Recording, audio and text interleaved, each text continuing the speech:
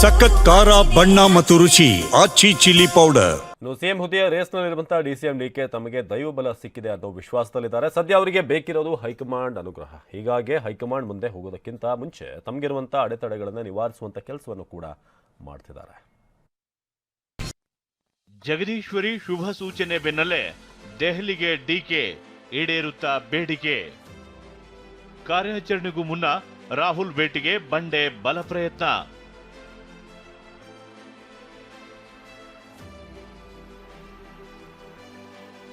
ಸಿದ್ದುಗೆ high command ಬಲ, ಡಿಕೆಗೆ ಜಗದೀಶ್ವರಿ ಶುಭ ಫಲ. 2.5 ವರ್ಷವೂ ಆಯಿತು, ಅಧಿವೇಶನವೂ ಮುಗಿತು. ನವೆಂಬರ್ ಡಿಸೆಂಬರ್ ಕಳೆದು ಹೊಸ ವರ್ಷ ಬರ್ತಿದೆ. ಹೀಗಾಗಿ ಪಟ್ಟದಾಟದಲ್ಲಿ ಡಿಕೆ ಹೊಸ ಹೆಜ್ಜೆ ಇಟ್ಟಿದ್ದಾರೆ. ಅಂಕೋಲಾದ ಜಗದೀಶ್ವರಿ ಶುಭ ಸೂಚನೆಯಂತೆ ದೆಹಲಿಗೆ ತೆರಳುತ್ತಿದ್ದಾರೆ.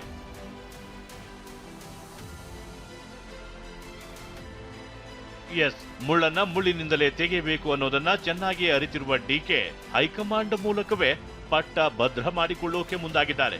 ಡಿಕೆ ಅವಕಾಶ ಕೇಳಿದ್ರು, ಆದ್ರೆ ಹೈಕಮಾಂಡ್ ಬದಲಾವಣೆ ಇಲ್ಲ ಎಂದಿದೆ ಅಂತ ಯತೀಂದ್ರ ನೀಡಿದ್ದ ಹೇಳಿಕೆ ಸಂಚಲನ ಮೂಡಿಸಿತು.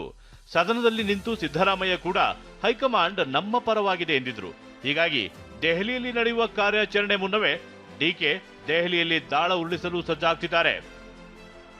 ವಿಚಾರ ಅಂದ್ರೆ ಡಿಸೆಂಬರ್ 26 ಮತ್ತು 27ಕ್ಕೆ ದೆಹಲಿಯಲ್ಲಿ ಎಐಸಿಸಿ ಕಾರ್ಯಕಾರಿಣಿ ಸಭೆ ನಡೆಯಲಿದೆ.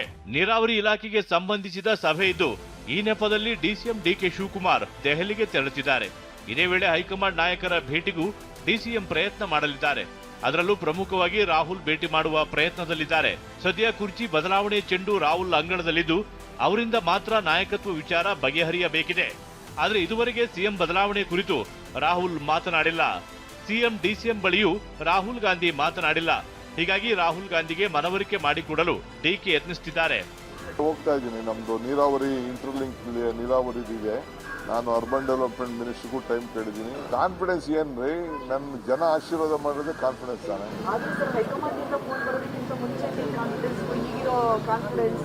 ಮಾತಾಡಿದೆ ಹೈಕಮಾಂಡ್ ಹತ್ರ, ಯಾವುದೋ ವಿಚಾರ MNCC ಜಲ್ದಿ ಫಾರ್ಮ್ ಕೊಡ್ಬೇಕು, ನಾನು 4 ಜನಕ್ಕೆ ಅನೌನ್ಸ್ ಮಾಡಿ ಅಂತ ಮಾತಾಡಿದೆ. ಆದ್ರೆ ಹೈಕಮಾಂಡ್ ನಿಂದ ಬುಲಾವ್ ಬಂದ್ರೆ ಮಾತ್ರ ದೆಹಲಿಗೆ ಸಿಎಂ ಪ್ರಯಾಣ ಬೆಳೆಸಲು ನಿರ್ಧರಿಸಿದ್ದಾರೆ. ಸಿಡಬ್ಲ್ಯೂಸಿ ಸಭೆಯಲ್ಲಿ ಸಿಎಂ ಭಾಗಿಯಾಗುವ ಸಾಧ್ಯತೆ ಇದೆ. ಈ ನಡುವೆ ಗೃಹ ಸಚಿವ ಪರಮೇಶ್ವರ್ ಹೈಕಮಾಂಡ್ನ ಒಂದು ಮಾತಿನಿಂದ ಎಲ್ಲಾ ಗೊಂದಲ ನಿಲ್ಲುತ್ತೆ ಅಂತ ನಂಬಿದ್ದಾರೆ.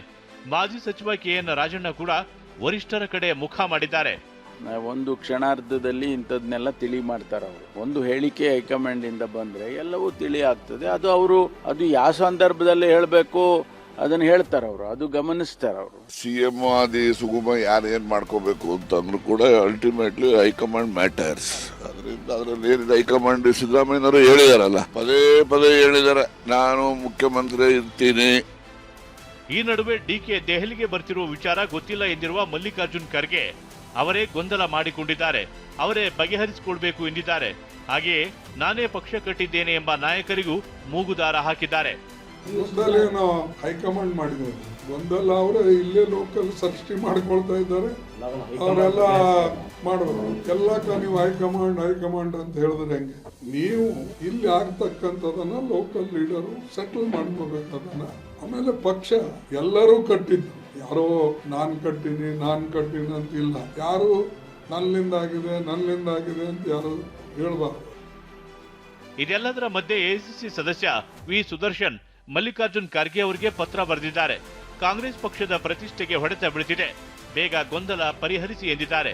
ರಾಜ್ಯದ ಹಿತದೃಷ್ಟಿಯಿಂದ ಮತ್ತು ನಮ್ಮ ಪಕ್ಷದ ಸಂಘಟನೆ ಹಿತದೃಷ್ಟಿಯಿಂದ ನಾನು ಆ ಪತ್ರವನ್ನು ಬರೆದಿದ್ದೇನೆ. ಗೊಂದಲಗಳನ್ನ ಸಾಕಷ್ಟು ಬಹಳ ದೂರ ಹೋಗಿರೋದ್ರಿಂದ ಅದನ್ನ ಕಡಿಮೆ ಮಾಡಲಿಕ್ಕೆ, ಬಗೆಹರಿಸಿಕೊಳ್ಳಲಿಕ್ಕೆ ನಿರ್ದೇಶನದ ಅಗತ್ಯ ಇದೆ, ತೀರ್ಮಾನಗಳ ಅಗತ್ಯ ಇದೆ. ಅದನ್ನ ಕೂಡಲೇ ಮಾಡಬೇಕು ಅಂತ ಹೇಳಿ ಸಂಬಂಧಪಟ್ಟಂತ ಹಿರಿಯ ಮುಖಂಡರ ಜೊತೆಗೆ ಡೆಲ್ಲಿನಲ್ಲಿ ಮಾಡಿ.